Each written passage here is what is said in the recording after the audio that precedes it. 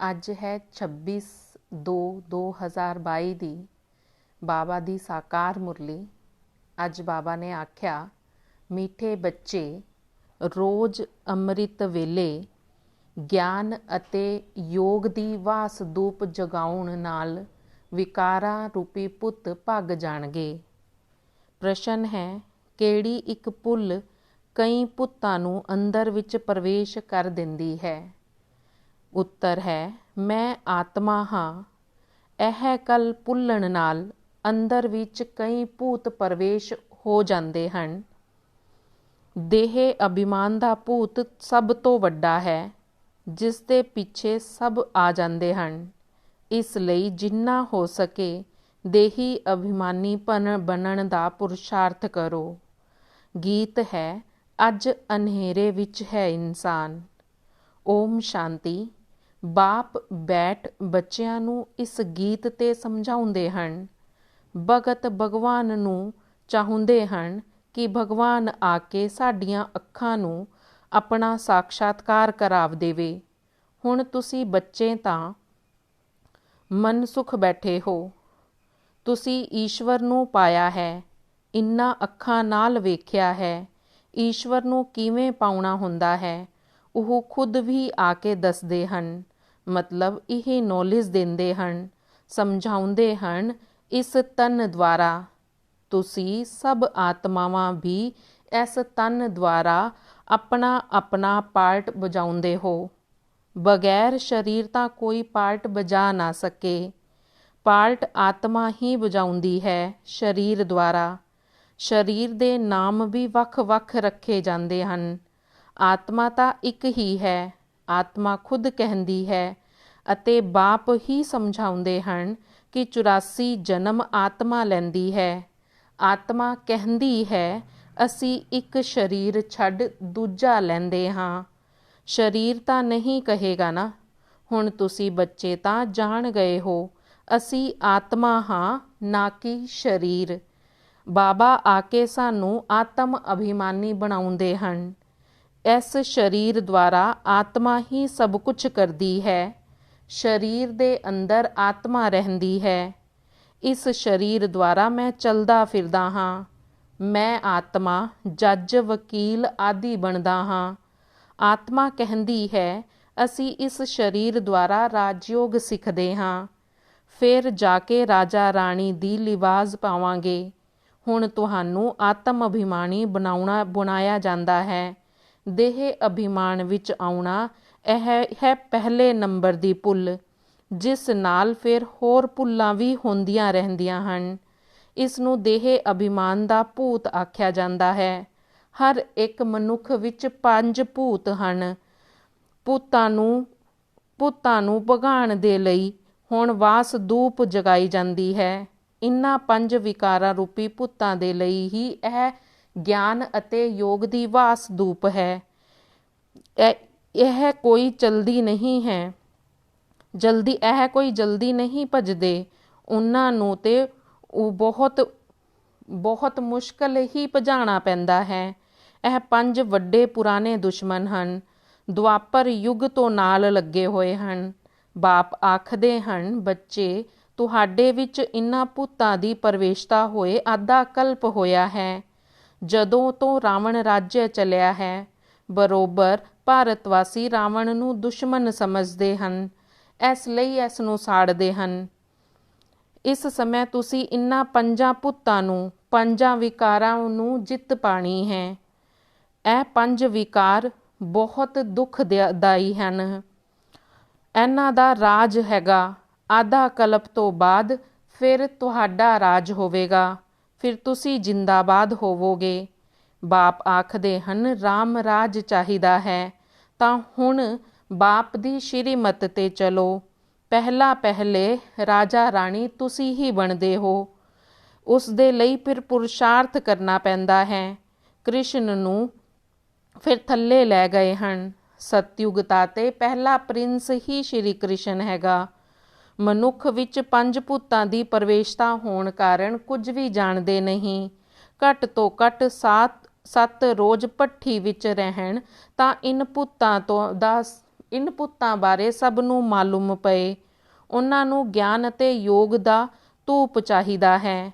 ਉਹਨਾਂ ਦੇ ਸਿਵਾਏ ਕਦੀ ਮੁਕਤੀ ਜੀਵਨ ਮੁਕਤੀ ਕੋਈ ਵੀ ਦੇ ਨਾ ਸਕੇ। ਇਸ ਗਿਆਨ ਅਤੇ ਯੋਗ ਦਾ ਇੰਜੈਕਸ਼ਨ ਇੱਕ ਹੀ ਸਰਜਨ ਦੇ ਕੋਲ ਹੈ। ਉਹੀ ਆ ਕੇ ਸਾਨੂੰ ਸਮਝਾਉਂਦੇ ਹਨ। ਖੁਦ ਵੀ ਨਿਰਾਕਾਰ ਹੈ ਤੇ ਬੱਚੇ ਵੀ ਨਿਰਾਕਾਰ ਹਨ। ਨਿਰਾਕਾਰ ਇਸ ਸਾਕਾਰ ਦੁਆਰਾ ਸਾਕਾਰੀ ਬੱਚਿਆਂ ਨੂੰ ਗਿਆਨ ਦਿੰਦੇ ਹਨ। ਇਹ ਤੁਸੀਂ ਚੰਗੀ ਤਰ੍ਹਾਂ ਜਾਣਦੇ ਹੋ, ਪਰ ਚਲਦੇ ਚਲਦੇ ਕਈ ਬੱਚੇ ਭੁੱਲ ਜਾਂਦੇ ਹਨ। ਭੁੱਲਣ ਦਾ ਵੀ ਪਹਿਲਾ ਕਾਰਨ ਹੈ ਦੇਹ ਅਭਿਮਾਨ ਦਾ ਭੂਤ। ਉਸ ਨੂੰ ਹੀ ਸਭ ਤੋਂ ਪਹਿਲਾਂ ਭਗਾਉਣਾ ਹੈ। ਅੰਮ੍ਰਿਤ ਵੇਲੇ ਪੁਰਸ਼ਾਰਥ ਕਰਨਾ ਹੈ। ਅੰਮ੍ਰਿਤ ਵੇਲੇ ਹੀ ਬਾਬਾ ਦੀ ਯਾਦ ਚੰਗੀ ਲੱਗਦੀ ਹੈ। ਕਹਿੰਦੇ ਹਨ ਸਿਮਰ ਸਿਮਰ ਸੁਖ ਪਾਓ। ਅੰਮ੍ਰਿਤ ਵੇਲੇ ਦਾ ਹੀ ਕਾਇਦਾ ਹੈ। ਭਗਤ ਲੋਕ ਵੀ ਅੰਮ੍ਰਿਤ ਵੇਲੇ ਉੱਠ ਸਿਮਰਨ ਕਰਦੇ ਹਨ। ਹੁਣ ਤੁਸੀਂ ਵੀ ਅੰਮ੍ਰਿਤ ਵੇਲੇ ਉੱਠ ਇਨ 5 ਭੂਤਾਂ ਨੂੰ ਭਗਾਉਣ ਦਾ ਪੁਰਸ਼ਾਰਥ ਕਰੋ। ਫਿਰ ਸੈਕਿੰਡ ਨੰਬਰ ਤੋਂ ਫਸਟ ਨੰਬਰ ਵਿੱਚ ਆ ਜਾਣਗੇ। ਅੱਗੇ ਸਕੂਲ ਵਿੱਚ ਪੜ੍ਹਾਉਂਦੇ ਸੀ ਕਿ ਤੁਸੀਂ ਆਤਮਾ ਹੋ। ਇਹ ਸਰੀਰ 5 ਭੂਤਾਂ ਦਾ ਬਣਿਆ ਹੋਇਆ ਹੈ। ਆਤਮ ਅਭਿਮਾਨੀ ਹਾਂ। ਸਰੀਰ ਵਿਨਾਸ਼ੀ ਹੈ। ਹੁਣ ਤਾਂ ਇਹ ਪੜ੍ਹਾਈ ਆਦਿ ਕੁਝ ਨਹੀਂ ਹੈ। ਬਾਪ ਆ ਕਰਕੇ ਪੜ੍ਹਾਉਂਦੇ ਹਨ। ਹੁਣ ਤੇ ਪੂਰਾ ਪਰਿਚੈ ਦਿੱਤਾ ਜਾਂਦਾ ਹੈ। ਪ੍ਰੈਜ਼ੀਡੈਂਟ ਨੂੰ ਜ਼ਰੂਰ ਪ੍ਰੈਜ਼ੀਡੈਂਟ ਹੀ ਕਹਾਂਗੇ ਨਾ। ਪ੍ਰਾਈਮ ਮਿਨਿਸਟਰ ਨੂੰ ਜ਼ਰੂਰ ਪ੍ਰਾਈਮ ਮਿਨਿਸਟਰ ਹੀ ਆਖਿਆ ਜਾਂਦਾ ਹੈ। ਉਹ ਪਰਮ ਪਿਤਾ ਪਰਮਾਤਮਾ ਅਤੇ ਫਿਰ ਇਹ ਪਰਮਾਤਮਾ ਹੀ ਆਖਿਆ ਜਾਵੇਗਾ।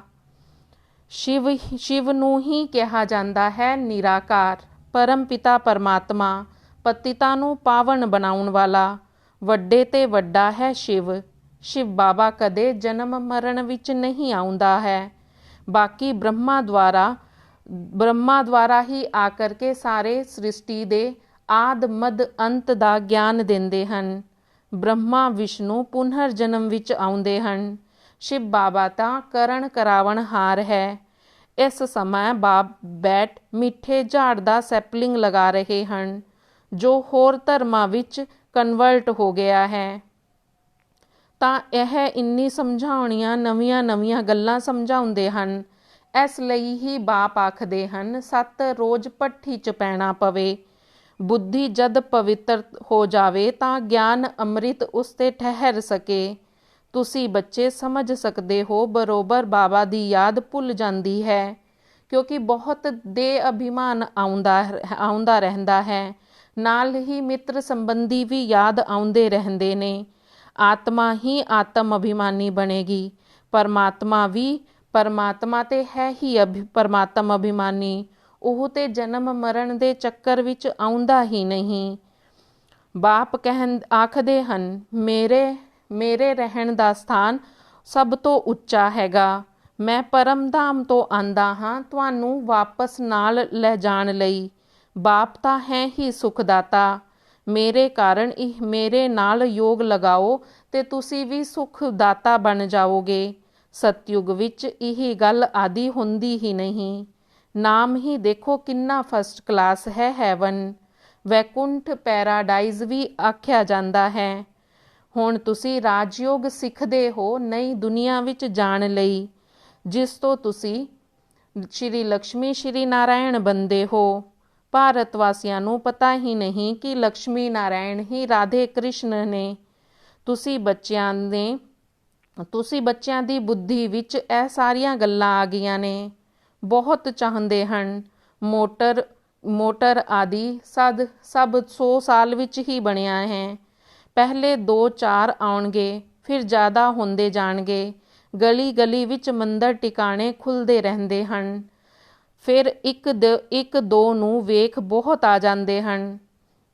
ਹੁਣ ਬਾਬਾ ਤੁਹਾਨੂੰ ਕਹਿੰਦੇ ਹਨ ਬੱਚੇ ਗ੍ਰਸਤ ਵਿਵਹਾਰ ਵਿੱਚ ਰਹਿੰਦੇ ਪਵਿੱਤਰ ਬਣੋ। ਨਾਲ ਮੇਰੇ ਨਾਲ ਯੋਗ ਲਗਾਓ ਤੇ ਤੁਸੀਂ ਨਵੀਂ ਦੁਨੀਆ ਦੇ ਮਾਲਿਕ ਬਣ ਜਾਓਗੇ। ਬਾਪ ਆਖਦੇ ਹਨ ਤੁਸੀਂ ਹੁਣ ਨਈ ਦੁਨੀਆ ਵਿੱਚ ਜਾਣਾ ਹੈ ਤੇ ਨਈ ਦੁਨੀਆ ਨੂੰ ਯਾਦ ਕਰੋ।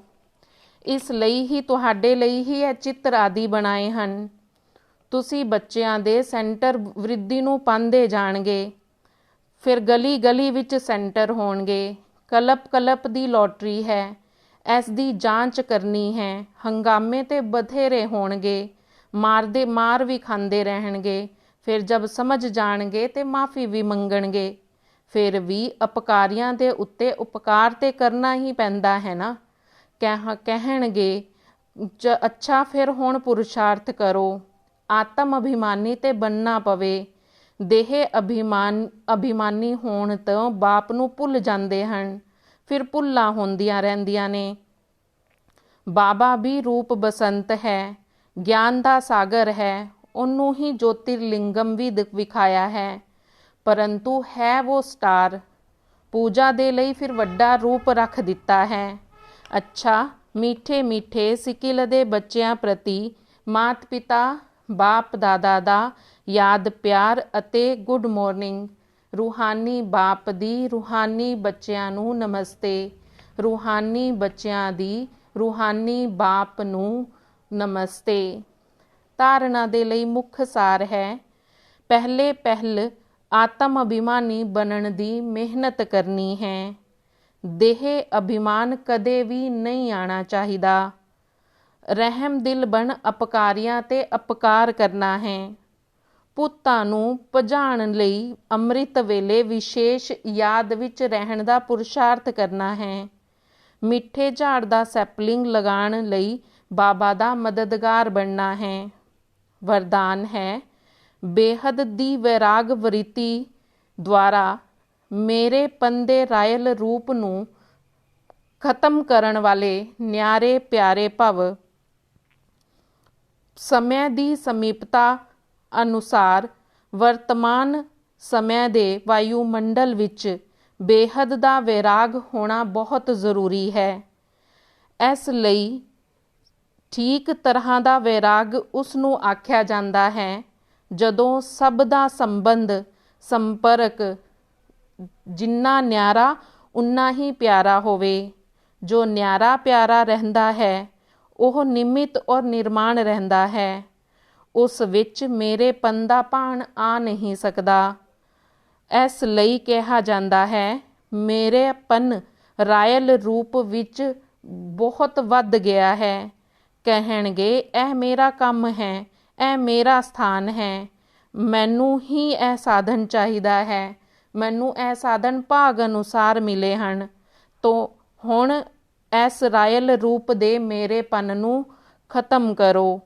ਸਲੋਗਨ ਹੈ, ਪਰ ਚਿੰਤਨ ਦੇ ਪ੍ਰਭਾਵ ਤੋਂ ਮੁਕਤ ਹੋਣਾ ਹੈ ਤੇ ਸ਼ੁਭ ਚਿੰਤਨ ਕਰੋ ਔਰ ਸ਼ੁਭ ਚਿੰਤਕ ਬਣੋ। ਪਰ ਚਿੰਤਨ ਦੇ ਪ੍ਰਭਾਵ ਤੋਂ ਮੁਕਤ ਹੋਣਾ ਹੈ ਤੇ ਸ਼ੁਭ ਚਿੰਤਨ ਕਰੋ ਔਰ ਸ਼ੁਭ ਚਿੰਤਕ ਬਣੋ। ਓਮ ਸ਼ਾਂਤੀ।